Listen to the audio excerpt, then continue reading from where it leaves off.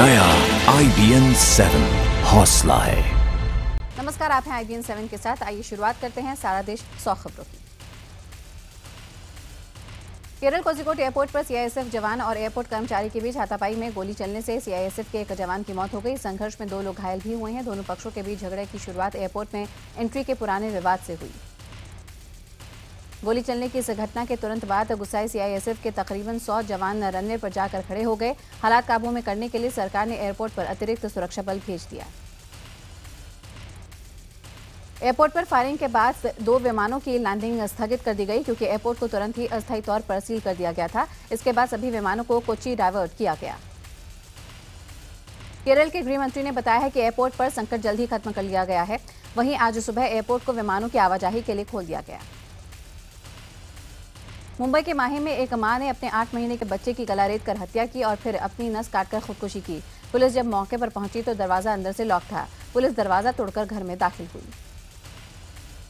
मौका वारदात से पुलिस ने चाकू बरामद किया। साथ ही महिला के पास एक सुसाइड नोट भी मिला जिसमें लिखा है कि हत्या के लिए वो ही जिम्मेदार है और उसने ये कदम तनाव की वजह से उठाया है। पुलिस के मुताबिक 42 साल की मृतक स्वरा पिछले 1 साल से इस माहिम की राजीव सोसाइटी में रह रही थी और पति की नौकरी छूटने की वजह से तनाव में चल रही थी। फर्जी डिग्री केस में दिल्ली के पूर्व कानून मंत्री जितेंद्र सिंह तोमर की 2 याचिकाओं पर साकेत कोर्ट में सुनवाई होगी। पहली अर्जी में उन्होंने अपनी गिरफ्तारी को गैर कानूनी बताया है, जबकि दूसरी अर्जी में जमानत देने की मांग की गई है। फैजाबाद में पड़ताल के बाद दिल्ली पुलिस अब जितेंद्र सिंह तोमर को बिहार ले जा सकती है। रिमांड के पहले दिन बुधवार को दिल्ली पुलिस तोमर को उस यूनिवर्सिटी ले गई जहां उन्होंने BSc की डिग्री हासिल करने का दावा किया। उधर अयोध्या के KS साकेत कॉलेज के चीफ प्रॉक्टर ने कहा है कि तोमर के दस्तावेज फर्जी हैं। वो ना तो क्लासरूम पहचान पाए और ना ही लैब। फैजाबाद में पुलिस ने यूनिवर्सिटी के रजिस्ट्रार के सामने तोमर से पूछताछ की। दस्तावेजों की जांच पड़ताल की गई। लखनऊ पहुंचने पर साजिश का आरोप लगाने वाले तोमर के मीडिया के सवालों के बाद ढीले पड़ गए। उधर Delhi police commissioner BS Bassi के मुताबिक ये भी जांच की जाएगी कि तोमर फर्जी डिग्री रैकेट तो नहीं जुड़े हैं। कमिश्नर BS बस्सी के मुताबिक दिल्ली पुलिस मामले की तहकीकात कर रही है। तोमर डिग्री विवाद में कांग्रेस ने मुख्यमंत्री अरविंद केजरीवाल के खिलाफ प्रदर्शन किया है। साथ ही दिल्ली में जल्द से जल्द लोकायुक्त की नियुक्ति की मांग की है। वहीं बीजेपी ने कहा है कि ऐसे लोगों को बचाने के लिए ही केजरीवाल ने पार्टी के आंतरिक लोकपाल को हटाया। राजस्थान में अब तक तकरीबन 800 लोगों के खिलाफ फर्जी डिग्री से सरपंच बनने के केस दर्ज हो चुके हैं। इनमें से बीजेपी के सलूमपुर के विधायक अमृतलाल मीणा की पत्नी भी शामिल हैं। पुलिस अभी तक ऐसे 45 सरपंचों को गिरफ्तार कर चुकी है। जितेंद्र सिंह तोमर के डिग्री विवाद के बाद अब आम आदमी पार्टी के एक और विधायक विवाद में फंस गए हैं। सोमनाथ भारती पर उनकी पत्नी ने घरेलू हिंसा का आरोप लगाया। सोमनाथ की पत्नी लिपिका ने उनके खिलाफ दिल्ली महिला आयोग में घरेलू हिंसा का केस दर्ज कराया है। लिपिका का आरोप है कि 2010 में शादी के बाद से ही सोमनाथ ने उनके साथ मारपीट शुरू कर दी थी। सोमनाथ की पत्नी की शिकायत पर दिल्ली महिला आयोग ने सोमनाथ भारती को नोटिस जारी किया। सोमनाथ को 26 जून को आयोग के सामने पेश होने को कहा गया है। महिला आयोग के मुताबिक सोमनाथ भारती की पत्नी द्वारका में किराए के मकान में बच्चों के साथ रहती हैं, जबकि सोमनाथ मालवीय नगर में रहते हैं। इससे पहले साल 2011 में भी लिपिका ने सोमनाथ के खिलाफ द्वारका थाने में शिकायत दर्ज कराई थी, लेकिन उस पर कोई कार्रवाई नहीं हुई। उधर सोमनाथ भारती ने इस बात पर दुख जताया है कि उनकी पत्नी ने घर की बात सार्वजनिक की। सोमनाथ का कहना है कि उनकी पत्नी ने उन्हें अपने और उनकी मां के बीच किसी एक को चुनने की शर्त रखी थी। सोमनाथ भारती के मुताबिक उनकी पत्नी चाहती थी कि वो राजनीति छोड़ दें क्योंकि इसमें कोई भी पारिवारिक जिंदगी नहीं होती है, मगर ये सब बातें मिल बैठकर निपटाई जा सकती हैं। सोमनाथ भारती पर घरेलू हिंसा का आरोप लगने पर बीजेपी ने कहा कि जब इन नेताओं की पत्नियां ही महफूज नहीं हैं तो बाकी महिलाएं कैसे सुरक्षित होंगी। लेकिन यहां पर कांग्रेस ने भी पलटवार किया है आम आदमी पार्टी पर और कहा है कि खुद को पाक साफ बताने वालों का चेहरा अब बेनकाब हो रहा है। दक्षिण दिल्ली के मालवीय नगर इलाके से आम आदमी पार्टी के विधायक सोमनाथ भारती 49 दिन की केजरीवाल सरकार में कानून मंत्री थे। इस दौरान खड़की एक्सटेंशन में देर रात नाइजीरियाई महिलाओं से बदसलूकी के मामले में वो सुर्खियों में आए थे। इसी पर केंद्र सरकार नोटिफिकेशन पर रोक से इनकार करते हुए दिल्ली हाईकोर्ट ने केजरीवाल सरकार को झटका दिया है। कोर्ट के मुताबिक इस नोटिफिकेशन को चुनौती देने वाली याचिका पहले ही उसके पास लंबित है। म्यांमार की सीमा में घुसकर उग्रवादियों को करारा जवाब देने के लिए ऑपरेशन ऑल आउट को अंजाम देने का फैसला 4 जून को ही ले लिया गया था। सूत्रों का कहना है कि भारतीय फौज की टुकड़ी पर हमले के कुछ ही घंटे बाद ही केंद्रीय गृह मंत्रालय की बैठक में गृह मंत्री, रक्षा मंत्री, राष्ट्रीय सुरक्षा सलाहकार अजीत डोभाल, सेना प्रमुख की मौजूदगी में ये तय हुआ है। कि 8 जून को ऑपरेशन को अंजाम दिया जाए, लेकिन पीएम के बांग्लादेश में होने की वजह से ये ऑपरेशन एक दिन टाल दिया गया था।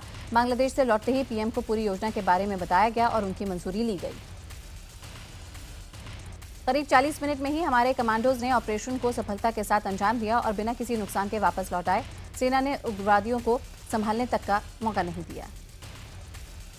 म्यांमार में घुसकर उग्रवादियों को मारने के ऑपरेशन को लेकर ट्विटर पर अच्छा खासा जश्न का माहौल है। सरकार की तारीफ हो रही है और कई ट्वीट्स हो रहे हैं। इस बीच डोभाल जल्द ही म्यांमार भी जाने वाले हैं। #Indian army rocks top trends में है और सूचना और प्रसारण राज्य मंत्री राज्यवर्धन सिंह राठौड़ ने भी इस बारे में ट्वीट किया है। उन्होंने #56 इंच रॉक्स का इस्तेमाल किया है। म्यांमार में ऑपरेशन हो जाने के कुछ ही घंटे बाद राठौड़ ने कहा कि यह हमला पाकिस्तान जैसे सभी देशों और भारत की ओर आतंकी निगाहें देखने वाले गुटों के लिए कड़ा संदेश है। राज्यवर्धन राठौड़ ने कहा है कि हम अपने चुनी हुई जगह और वक्त पर हमला करेंगे। पाकिस्तान ने राठौड़ के बयान पर एतराज जताया और कहा कि हमें म्यांमार न समझे। म्यांमार में घुसकर आतंकियों को मार गिराने के बाद एक बार फिर मणिपुर के चंदेल जिले में धमाका हुआ। हालांकि इस धमाके में कोई हताहत नहीं हुआ। सेना ने पूरे इलाके की सुरक्षा बढ़ा दी है। म्यांमार में भारत के ऑपरेशन पर पाकिस्तान का कहना है कि भारत को इस्लामाबाद के बारे में कोई गलतफहमी नहीं होनी चाहिए। पाकिस्तान के गृह मंत्री चौधरी निसार अली खान के मुताबिक पाकिस्तानी सुरक्षा बल किसी भी विदेशी हमले का जवाब देने में सक्षम है। पाकिस्तान के मुताबिक भारत के नेताओं को दिन में सपने देखना छोड़ देना चाहिए। पाकिस्तान के गृह मंत्री के मुताबिक अगर भारत ने पाकिस्तान में ऑपरेशन की कोशिश की तो करारा जवाब मिलेगा। 2 जुलाई से शुरू होने वाली अमरनाथ यात्रा पर आतंकी हमले के खतरे को देखते हुए सेना ने जम्मू कश्मीर में ऑपरेशन शिवा की शुरुआत की है। पिछले दिनों खुफिया एजेंसियों ने अलर्ट दिया था कि आतंकी अमरनाथ में खलल पैदा कर सकते हैं। ऑपरेशन शिवा के तहत सेना के जवान उन पहाड़ी इलाकों में तलाशी अभियान चला रहे हैं जहां हमले की सबसे ज्यादा आशंका है। दक्षिण कश्मीर के पहाड़ियों से ज्यादातर यात्री पवित्र गुफा की ओर पहुंचते हैं और इसी का एक छोर है डोडा जिला। इस इलाके में सेना ज्यादा सक्रिय है। पिछले दिनों हुई बर्फबारी के बाद ऑपरेशन शिवा जैसा अभियान छोड़ना आसान बात नहीं है। आपको बता दें, ऊंची ऊंची दुर्गम पहाड़ियों और खराब मौसम के बीच भी सेना के जवान लगातार इस ऑपरेशन में लगे हुए हैं ताकि यात्रा को सुरक्षित बनाया जा सके। इस साल अमरनाथ यात्रा के लिए अर्धसैनिक बलों की 400 अतिरिक्त कंपनियों को तैनात किया जाएगा, मगर सबसे अहम और संवेदनशील काम सेना का ही होगा।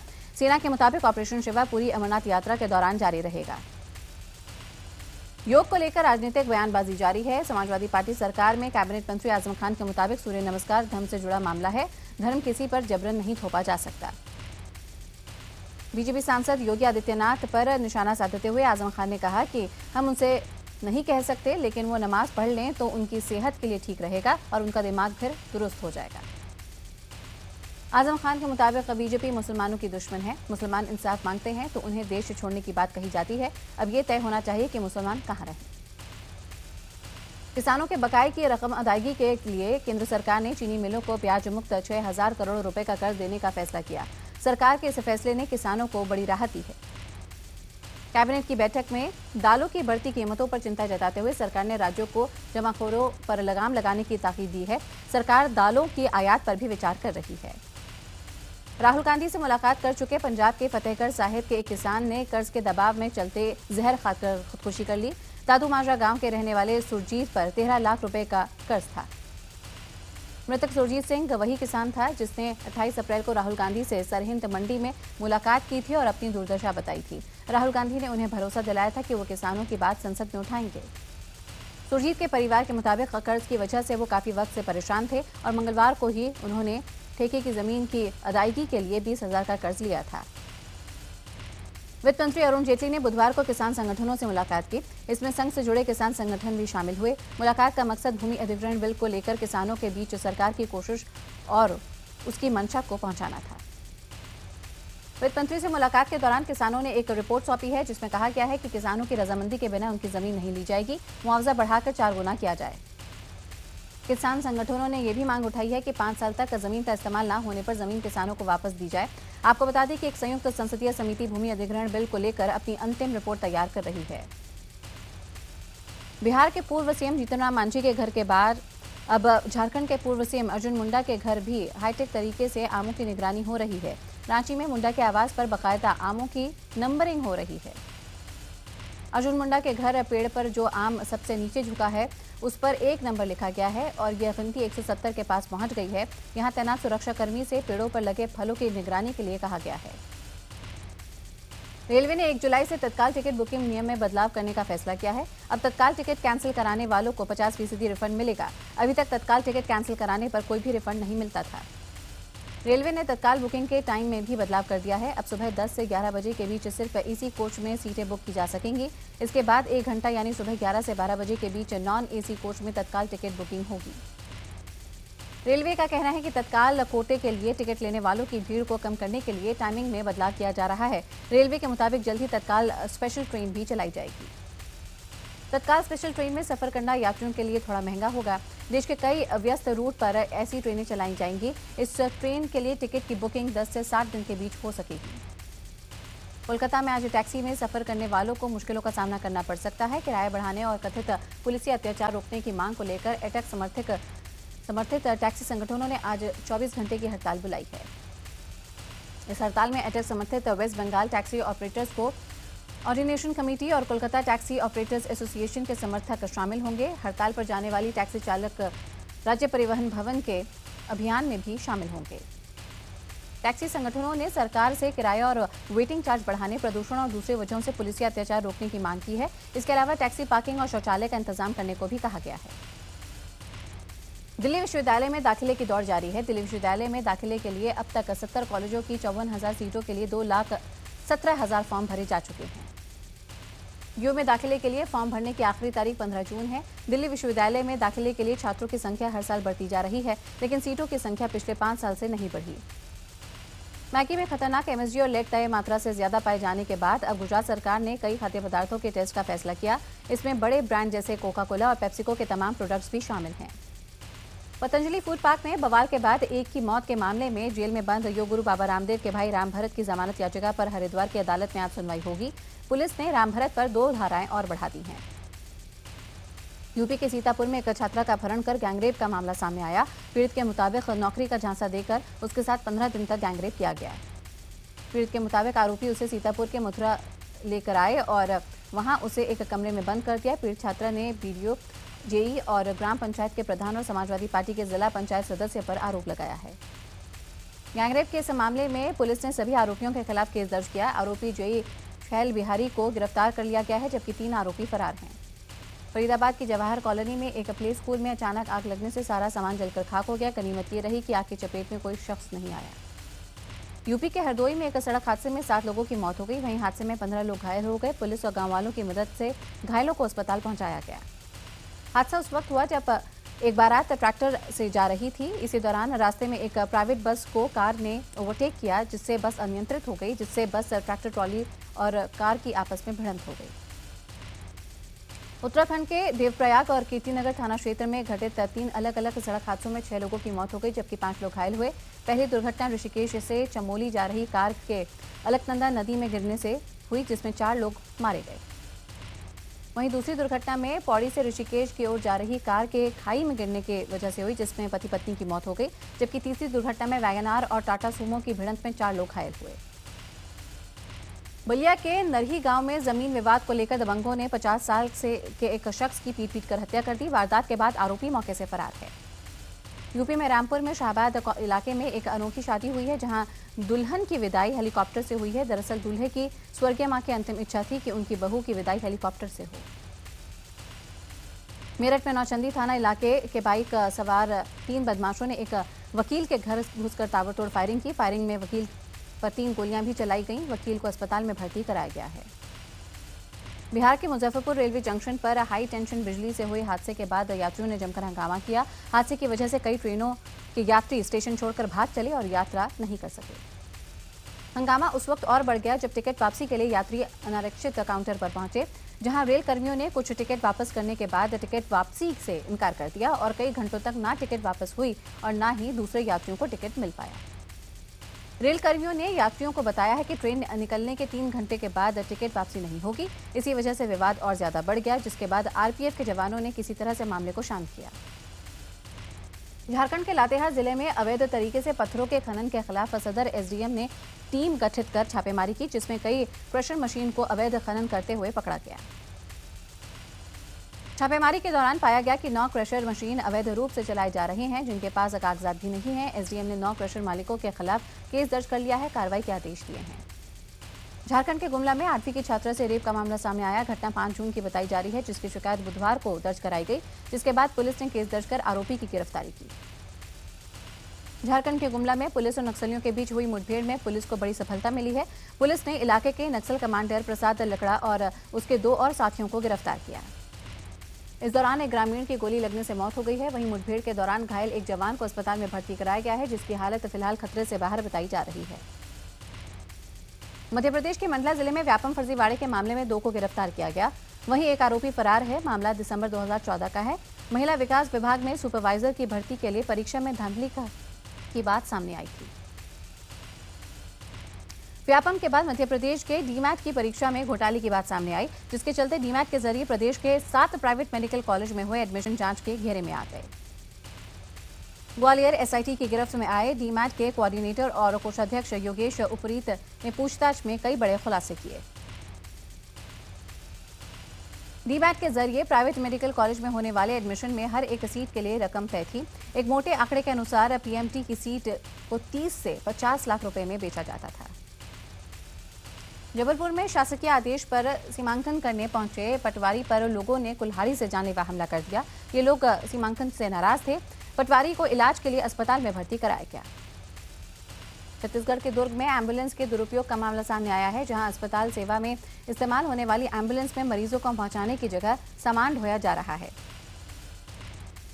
एम्बुलेंस में रायपुर से सामने ढोकर यहां पे दुर्ग कलेक्ट्रेट लाया गया और सामान को ढोने के बाद यहां पे काफी बवाल मचा। बता दें कि भिलाई नगर निगम की एम्बुलेंस को प्रोटोकॉल अधिकारियों ने निगम से लिया और उसमें सामान भरकर कलेक्ट्रेट पहुंचाया। राहुल गांधी का अगला पड़ाव छत्तीसगढ़ होगा। इसी महीने के दूसरे हफ्ते में राहुल गांधी प्रदेश के आदिवासी बहुल्य इलाकों सरगुजा, सूरजपुर जिले के अलावा जांजगीर और कोरबा जिले के दौरे पर होंगे। राहुल 2 दिन के इस पड़ाव में 12 किलोमीटर की पदयात्रा करेंगे।